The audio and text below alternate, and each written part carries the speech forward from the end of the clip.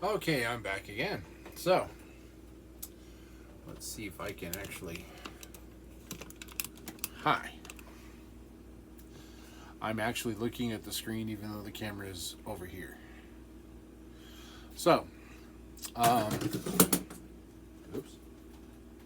Thank God that didn't fall too far. Anyway, another edition of Cooking with Wookiee. So, I'm going to just throw in some fish in the oven today. Nothing splendid. However, I did want to go over a couple of key points with you as far as I don't know if some of my viewers who are new on cooking realize that aluminum foil has two sides for a reason. So let's go over that and get our pan out and get ready to go. I'm going to move this. Sorry for the shaking. Alright, now I realize that the stove is filthy. I haven't finished the cleaning videos yet, so please bear with me. I'm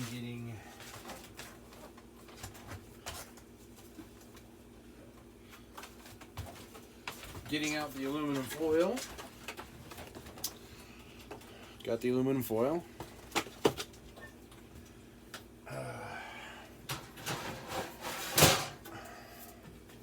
You can do this one of two ways. Here's a great big baking sheet.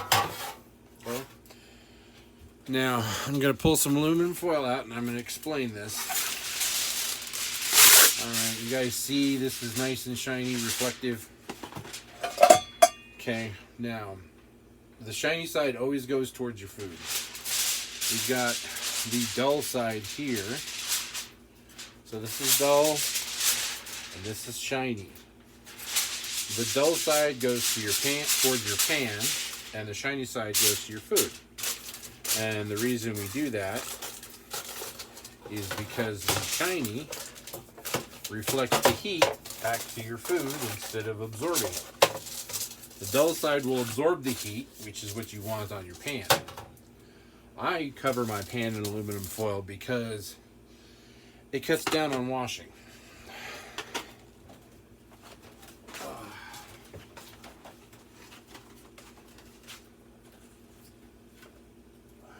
So if you cover your pan with aluminum foil, you can usually, if you make sure your food's in the aluminum foil and not against the sides of the pan, but you can go ahead and put your food in there. Once it's baked off and it's all done, then you can pull it off the pan, put the pan away, and you have food.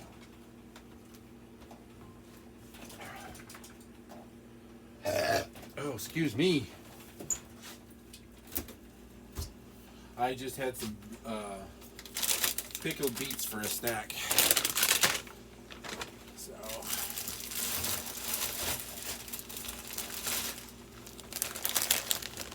I'm still going to do fish and chips, but I'm going to do the fish differently. I suppose I should get it out. So the fish is cooked. Our salmon piece that we have in there is going to be cooked at a different temperature than what I'm doing here. So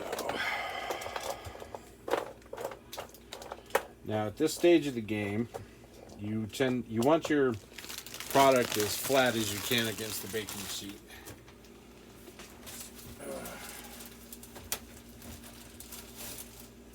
And I know, being a diabetic,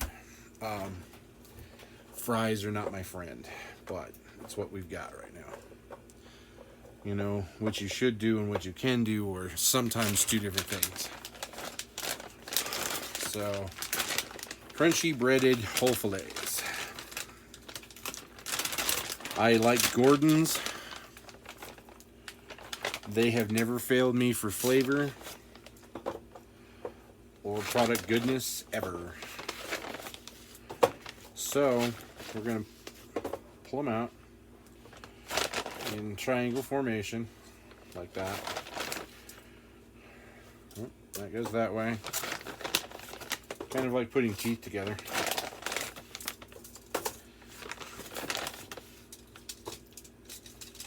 Okay, we're going to do that. And we're going to do this. And then we're going to do this. There you go. So that's the whole pack of fish.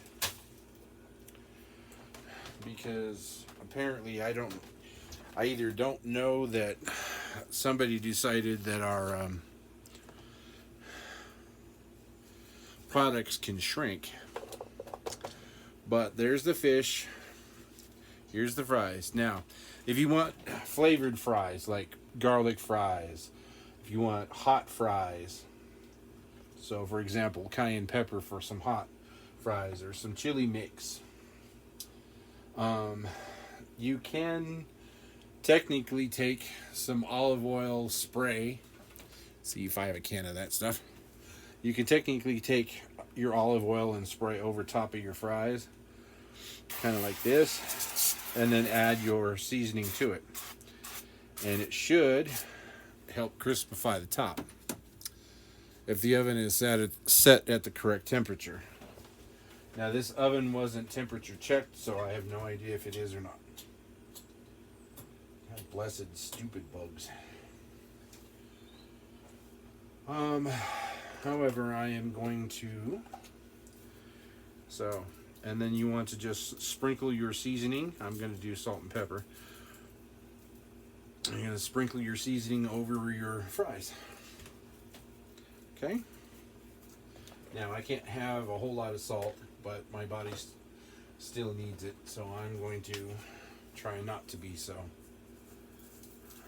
You can either do this now or later. There we go. About like that. Now, for garlic fries, if I wanted garlic fries, I would put garlic in there. But I'm going to use a dip for my fries, so I am not going to worry about that. So, G. Hughes, for those of you who are diabetics like I am, or just don't like sugar, that much sugar in your stuff, G. Hughes here makes sugar-free sauces that are out of this world. No, this is not a paid advertisement. He doesn't know who I am. It's not a paid advertisement, but it is advice for you guys. And you can find him at G. Hughes Sugar Free. I'm going to guess it's .com. But it's also gluten-free. So, here you go, gluten-free. So my wife can have it as well. So, and I don't have a whole lot of problems with with his products. Now, he makes all kinds of sauces. He makes ketchup, and he also makes dressings. So, his brand is excellent.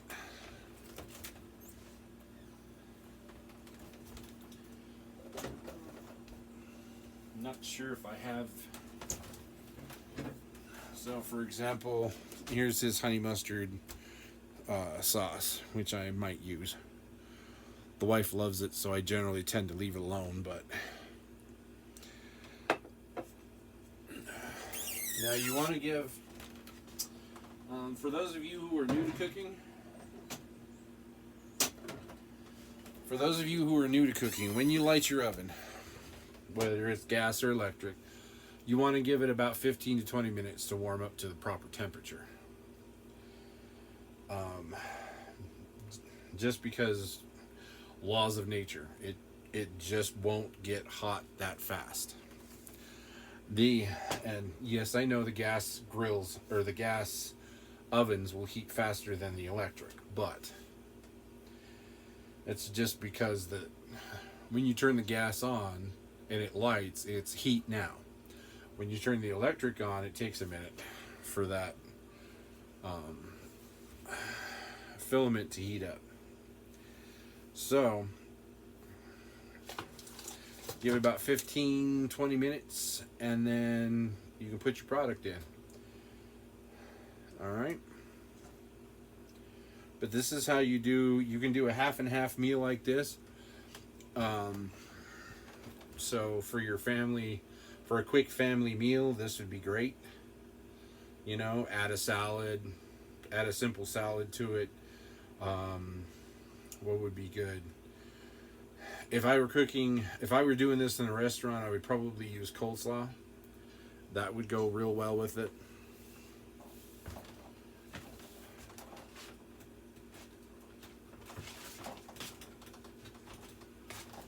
And look at the puppers.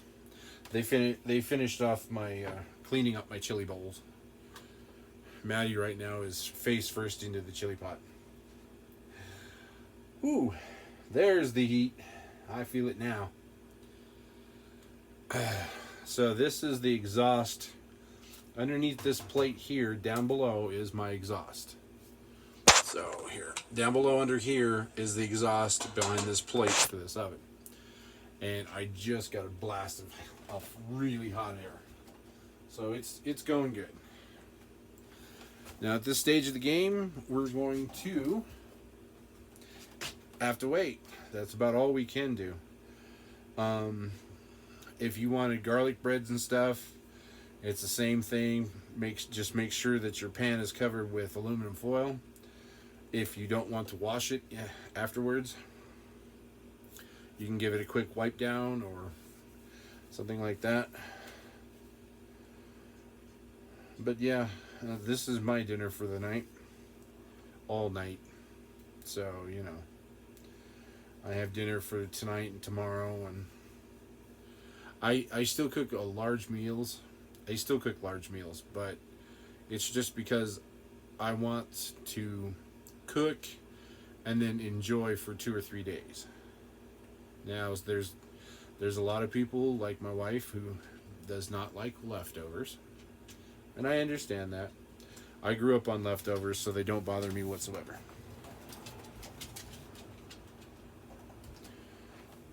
But for those of you who don't like leftovers, you're just going to have to cook more often and smaller batches.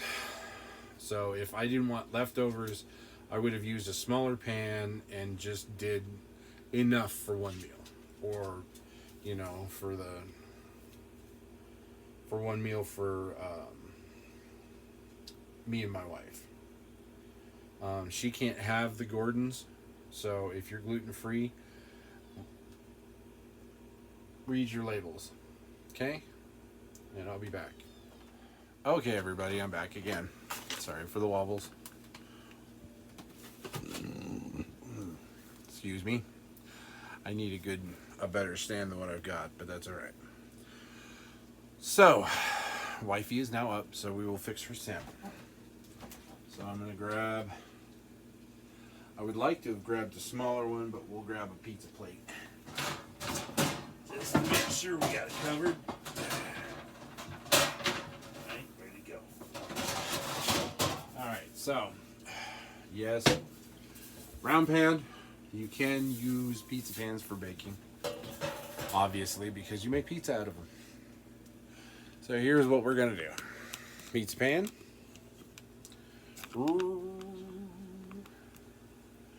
Okay, now the oven's on, so it's kind of warm. So you get your foil out.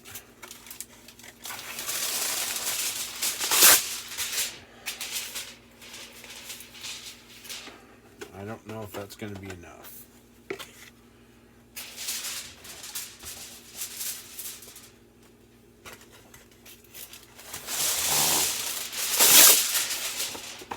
Okay, fish. Now, wifey's favorite fish is lemon pepper. It's her favorite topping for salmon. I always use the wild caught salmon. I am not a fan of the farm raised stuff because of the GMOs that they put in it. So, I'm not a GMO fan.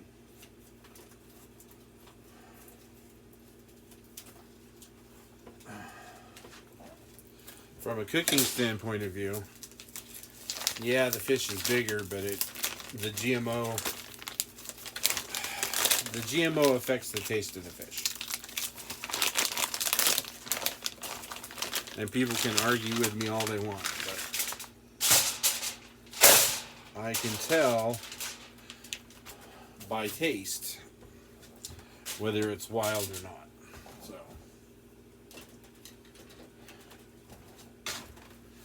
all right, so here's your salmon. They've already sliced it up for me. So to do the lemon pepper, lemon juice, I always shake it up a little bit. Okay. Huh? I can't read it. I'm not trying to interrupt your video here, but it says the new doors will be installed December 28th. Just found out today. Okay. Sorry guys, we have issues with our doors and we're trying to get it fixed. Yeah. All right, so here's the lemon. Now you can put as much or as little on there as you want. I'm just going to put enough to flavor it a bit and give it some moisture. Okay. Do it like that. And she likes light pepper. So if you get the lemon pepper seasoning, there's going to be a lot of pepper in that. So if you're not a big fan of pepper, I usually just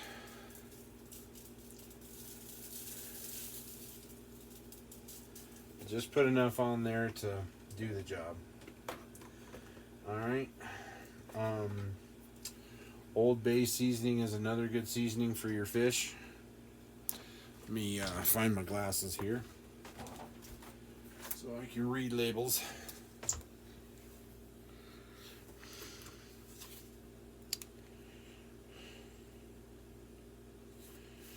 Now I've got the less sodium one because obviously that whole thing about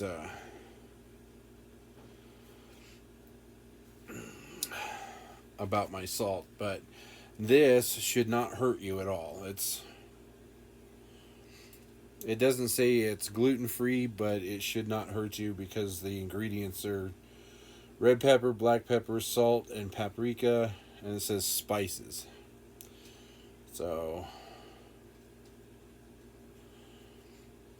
I don't know what all extras they put in there, but I'm just going by the label. I do like the flavor of this for seafood and for beef. So, or chicken. This is good for chicken too. So anyway, here we go. We got the fish, lemon pepper. Remember to make sure your aluminum is shiny side up. So the shiny side goes against the fish. Alright. Now what I'm going to do with this is I'm going to take this bit of extra, like that, lay on top of it. Make sure it's nice and even, because you're going to want to do this. So we're going to fold the sides up like this. Pinch down on both sides. Now it doesn't have to be horribly even like I've got it. It just has to contain the juices, and that's all you're doing. You want to make sure you fold it all the way up to the end. So you want to make sure you have these folds all the way up there. And you fold it back over the fish like that.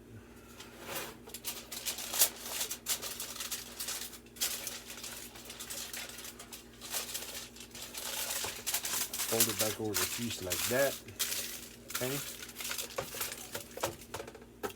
Alright, your fish is now ready to go. You can put that in the oven if you'd like, or you can wait. Now, I've got this set on 425, so it's not going to cook it as nice as I would like it. So I'm going to wait to put that in. So it's heated up because it's been sitting on the oven. So I'm going to move it off and wait.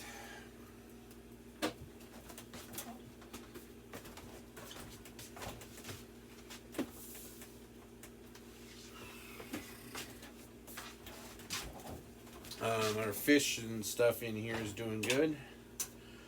Turn the oven light on and take a look. Oh, fish is nice and crispy. Looks like the fries are doing good too. All right, well, let's pull her out and see what we got. I've got the timer set for 35 minutes on the on what's in the oven.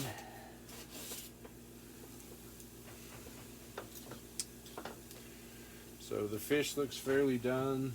I'm cooking the fries kind of soft because of the fact that I've just had dental work done again today.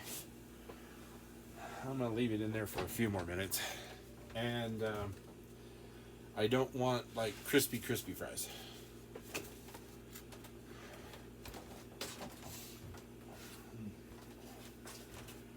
Okay. So I'll probably give it maybe another 5 minutes and take it out.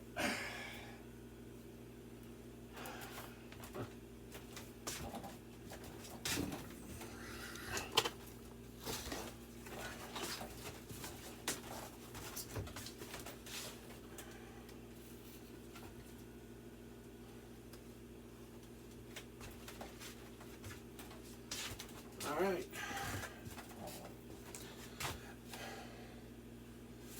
So, hi. There we go. So after, shaky.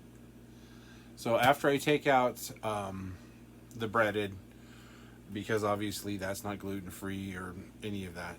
So after I take that out of the oven, I'm going to lower the temperature on the oven, wait for 5 or 10 minutes, and then I'm going to put her salmon in there. All right. And then we're going to bake that up for 20 to 25 minutes, and then we'll double check it. If we need to keep going with it, we'll do it in like 10-minute increments. All right, so we'll see you in a few. Hi everybody, time to get the salmon out and or the fish out, turn it down a bit, and then all right, here we go. It's these got a little bit darker. I probably could have just left it out last time we checked it. But these got a little darker. The fries should be done. I turned the oven down and I'm going to put this in anyway because wifey's hungry. So we're going to do that. And then I'm going to reset the timer for about 25 minutes. And then I'll check on the salmon. Okay. Alright everybody, we're back and it's that time. Timer went off, so let's go and check the fish. See what we got here. Let's see what we got in here. Alright. Now, for some of you, this would probably be painful. I have to watch my tummy. So, open it up.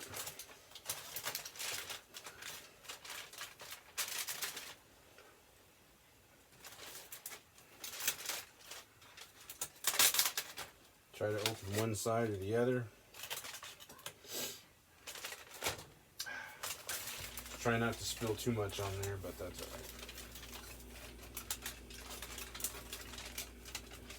Oh my, look at that.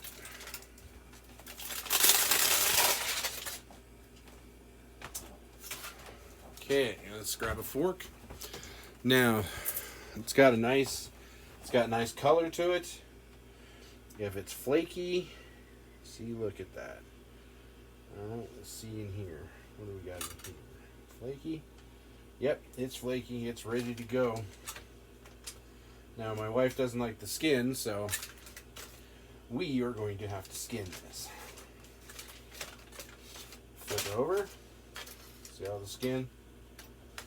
It was frozen previously, so I couldn't skin it that way.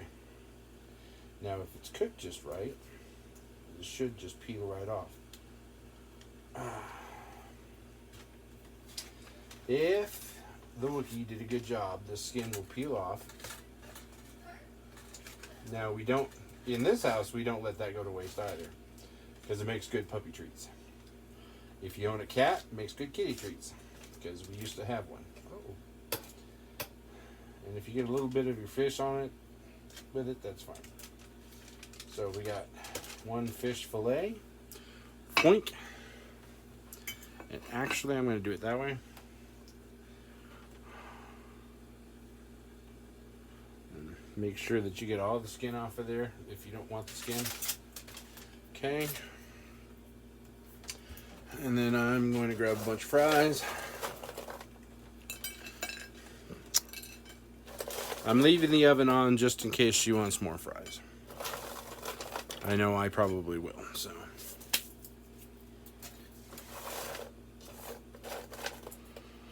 Okay. Alright, so we've got it all plated up. Now, I'm going to put a little bit of parsley on it, just for flavor. Or for decoration, I should say. Parsley makes good decoration, and it has chlorophyll in there. So, you need chlorophyll. Alright. And there you go. That's one salmon and fish and chips dinner right there. Alright. One fish and chips dinner right there. Bon appetit.